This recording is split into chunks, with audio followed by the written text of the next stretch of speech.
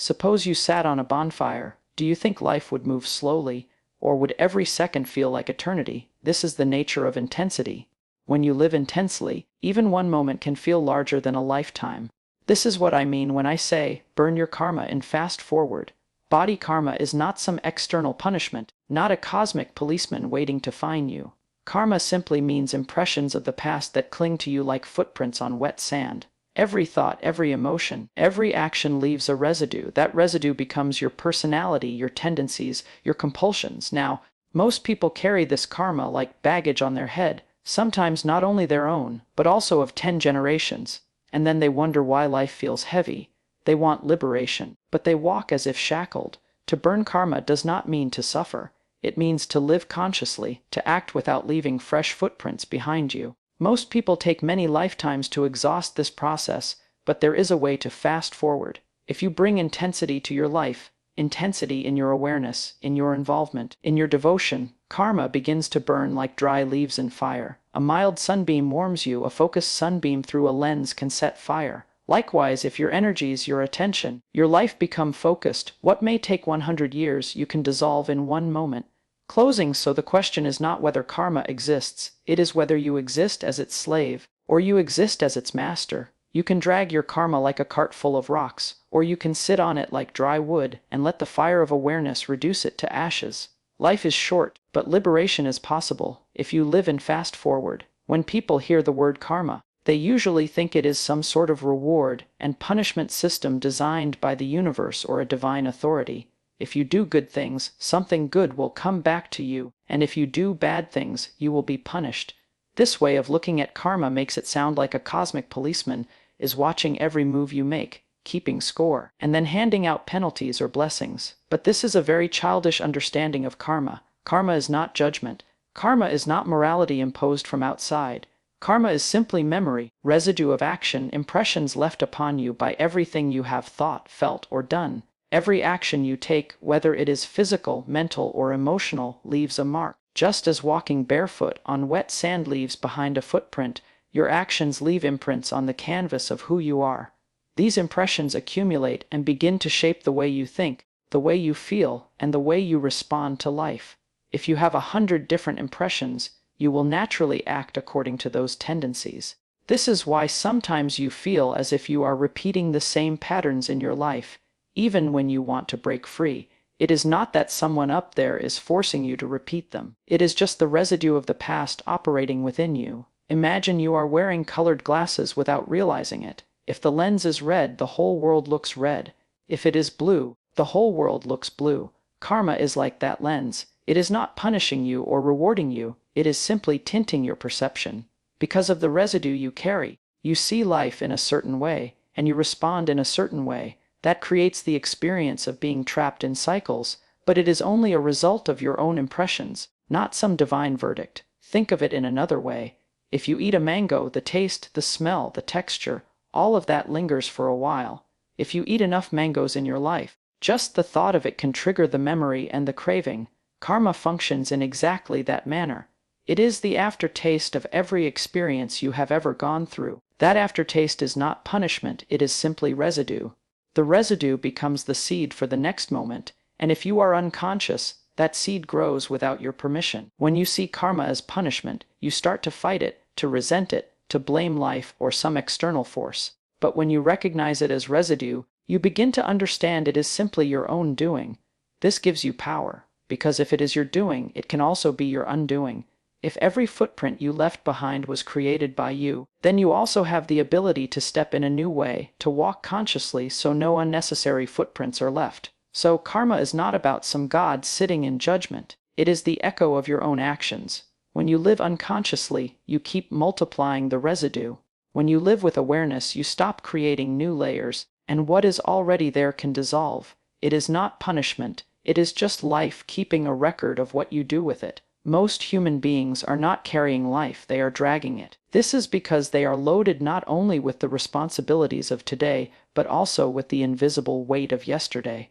Karma is not some mysterious external burden, but the memories and residues of the past. The problem is, people do not treat it as residue, they treat it as identity. They pick up every impression, every wound, every joy, and wear it like a badge. Over time, this becomes a heavy baggage that does not allow them to move freely through life. Suppose you are walking on a journey with a small bag of essentials. The walk can be pleasant, even joyful, because you are only carrying what is necessary. But imagine loading your bag with every stone you find on the way. Within a short time, you would be bent over, unable to enjoy the journey. This is how most people live. Every insult, every compliment, every relationship, every failure, every victory, they pick it up and store it. They do not realize that life is happening right now, but they are not available to it because their back is breaking under what they have accumulated. Carrying karma as baggage means you are allowing the past to define your present. For instance, if once you failed at something, you carry that failure with you and let it dictate how you approach new opportunities. If once you were hurt in love, you carry that pain with you and use it as a lens to look at every new person. This is not life, this is memory. But because you mistake it for who you are, the residue of the past acts like a heavy shadow that never leaves. Some even carry not just their own karma, but also what has been handed down from previous generations. Your ancestors had their fears, limitations, and experiences. Without realizing, you often inherit and carry those as though they are your own. A child is born free, but slowly layers of other people's baggage are placed upon them. Soon they too begin walking as if bent under centuries of weight. This is why liberation seems so far away for many. They are not just living their life, they are living the lives of all who came before them. What is tragic is that people identify with their baggage so strongly that if you try to take it away, they feel threatened. If you tell someone to drop their pain, they will say, "But this pain is me. Without it, who am I?" They do not see that the baggage is only accumulated memory, not their true being. A suitcase may belong to you, but you are not the suitcase. Life becomes unnecessarily difficult when you confuse the two. If you simply recognize that karma is like luggage, you can choose to carry only what is useful for the journey. If you become conscious, you can even leave the suitcase behind and walk freely. To live without dragging karma as baggage is not about forgetting the past, but about not letting the past sit on your shoulders. It is to acknowledge memory as memory and to remain present to life as it is now. Only then do you move lightly, joyfully, as if the burden of centuries has melted away. To burn karma does not mean you must suffer or pay for every action with pain. It means you begin to live in such a way that your actions no longer bind you.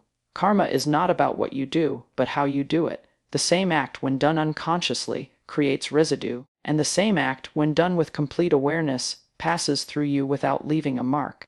This is the secret of living consciously. When you live unconsciously, you function like a machine. You react rather than respond. Someone insults you, you react with anger. Someone praises you, you react with joy. In both cases, you are leaving behind fresh impressions.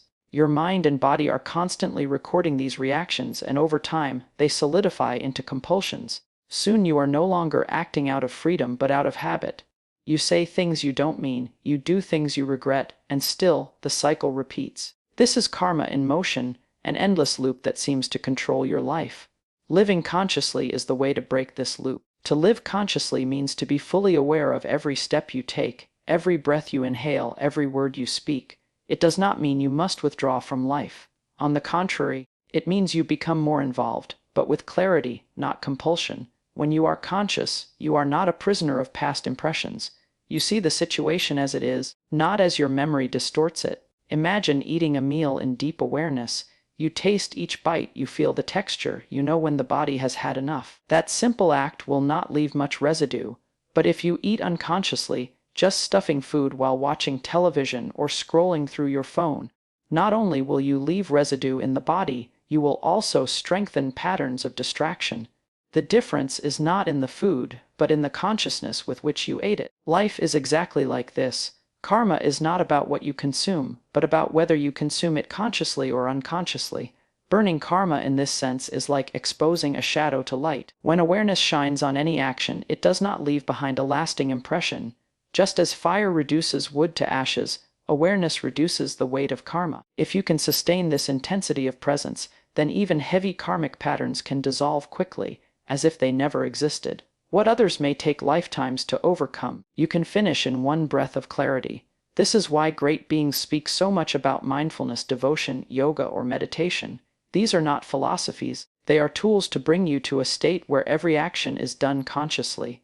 In that state, life flows through you like a river, fresh, alive, untainted by yesterday. Karma becomes fuel for awareness rather than baggage on your shoulders. To burn karma means to step out of the unconscious momentum of the past and to live in such a way that this very moment is complete, leaving no footprints behind you. Intensity is the quality that can transform the pace of life. For most people, time moves slowly because they live in a mild, half-hearted manner. They do a little of this, a little of that, never fully engaged, never fully alive. In such a state, karma lingers, because weak fire cannot burn anything to completion. But when there is intensity, when every cell of your being is lit up with awareness, devotion, or focus, karma burns rapidly, like dry leaves catching fire. Intensity is the accelerator that allows you to live not in slow motion, repeating cycles endlessly, but in fast-forward, dissolving what might otherwise take lifetimes. Look at a simple example. If you hold a magnifying glass under the sun, the scattered rays become concentrated into one beam, and that beam has the power to ignite fire. The sun has always been shining, but its scattered light cannot set anything aflame. The moment you focus it, transformation happens instantly. Life energy functions the same way. If your attention, your awareness, your very breath is scattered, it may keep you alive, but it does not liberate you. If it becomes focused and intense, it gains the power to dissolve deep-seated karmic residues. People often mistake intensity for stress or restlessness. Stress comes from unconscious involvement, from being lost in compulsion. Intensity comes from total involvement with clarity. A mother holding her newborn can sit for hours staring at the child without feeling tired, because her involvement is intense yet joyful. In that intensity, time disappears. This same quality, if applied to every dimension of life, becomes a spiritual fire. In that fire, karma does not have the chance to pile up, it is consumed the very moment it arises. Intensity also changes your perception of time. One moment of intense awareness can feel longer, deeper, and richer than years of half-living. People often say that when they are deeply joyful or deeply in love, even a short time feels eternal. This is because intensity stretches life. What might take 100 ordinary experiences can be lived in one heightened moment. If you bring that quality to your spiritual practice, to your meditation, to your simple act of breathing, then the residue of the past no longer sticks. It is constantly being washed away by the fire of presence. Without intensity, even the noblest of practices become mechanical. You may sit in meditation, chant, pray, or serve, but if you do it like a dull routine, karma continues to accumulate. With intensity, even the simplest act, like sweeping the floor or drinking a glass of water, becomes a tool for liberation. The difference is not in the action, but in the fire with which it is performed. Intensity is not about agitation, it is about aliveness. When you are intensely alive, every heartbeat is a drum, every breath is a dance, every moment is a fire. In that state, the heavy luggage of karma cannot survive. It burns, and what remains is freedom. To accelerate your journey means not to escape life, but to live it with such passion and awareness that the residue of the past is reduced to ashes in the flame of the present. Awareness has the quality of a lens. When it is scattered, it is like sunlight spread across the earth, warm, gentle, giving life, but not powerful enough to ignite. When awareness is focused, it becomes like a beam through a magnifying glass, sharp and potent enough to set fire. Karma, the residue of our past actions, is like a heap of dry leaves. If your awareness remains diffused, those leaves will simply sit there, gathering dust. But if your awareness becomes concentrated, those same leaves can be reduced to ashes in an instant. Most people live with diffused awareness. Their attention is endlessly jumping from one distraction to another, from memory to imagination, from fear to desire. Such scattered attention never penetrates life deeply, it merely skims the surface. As a result, karmic residues remain intact layer upon layer, shaping behavior and experiences unconsciously. Life becomes repetitive because the awareness needed to cut through the pattern is never sharp enough. Now imagine a moment of deep awareness. For example, when you are watching a sunset with your entire being, no phone in hand, no thought running in the background, no distraction, just you and the horizon melting into fire.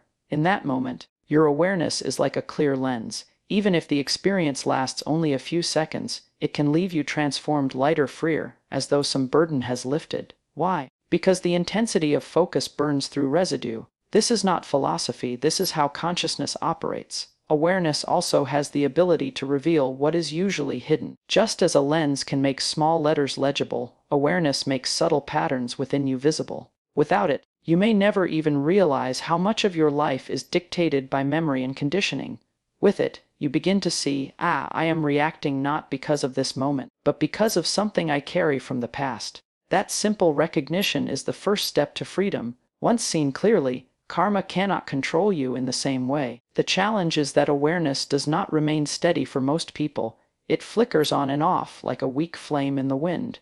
This is why practices such as meditation, breathwork, or devotion are emphasized, not because they give you something new, but because they help stabilize the lens of awareness. A shaky lens cannot focus sunlight. Similarly, a shaky mind cannot focus consciousness. When steadiness comes, awareness becomes not only focused but also continuous, and in that continuity, karma melts. Think of the lives of great beings. They are not carrying the weight of centuries, though they too have lived and acted.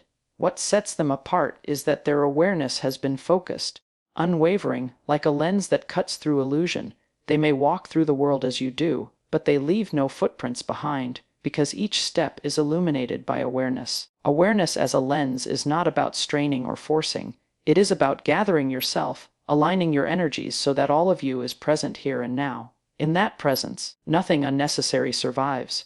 Karma dissolves because the lens of consciousness has turned life itself into fire. Freedom is the deepest longing of every human being. Whether you seek wealth, power, love, or knowledge, beneath it all is the desire to be free, to live without compulsion, without chains, without the weight of the past dragging you down. Yet most people find themselves bound in invisible ways.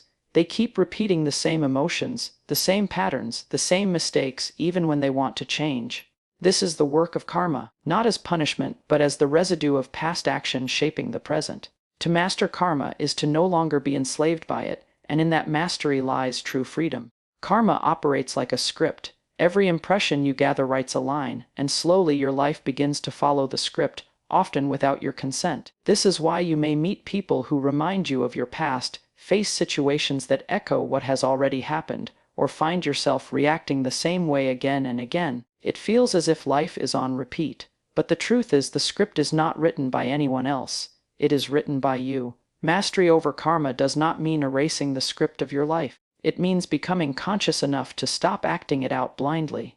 You can pick up the pen again, or you can even decide to put the pen down altogether. When you lack mastery, life feels heavy. Every choice you make is colored by memory. Every step you take is determined by the footprints behind you. But when mastery dawns, you begin to act out of freedom. Someone may insult you, and instead of reacting with the old anger, you can choose silence, laughter, or compassion. This choice is freedom. It may look small, but in that moment, you have broken the cycle. You are no longer a slave to what was, you are a master of what is. Freedom through mastery does not mean withdrawal from life. It means participation without bondage. You can enjoy love without clinging, work without greed, and act without fear of consequence. Your actions still create ripples in the world, but those ripples no longer bind you. It is like walking on the beach with such lightness that even if you leave footprints, the waves wash them away immediately. This is why mastery over karma is often described as liberation. You still live, you still act, you still feel, but nothing sticks. Life flows through you, fresh and new, untainted by yesterday. Others may see you as the same person, but inside there is a vast difference. You are free. No memory defines you, no residue shapes you, no script holds you hostage. To master karma is to master yourself. It is to know that you are not the residue you carry, not the stories of the past, but the consciousness that can choose, in every moment, to live freely. When this mastery comes, life is not a burden but a dance, and death itself is not a terror but a doorway. Freedom is not in the future, it is here, in the mastery of this very moment.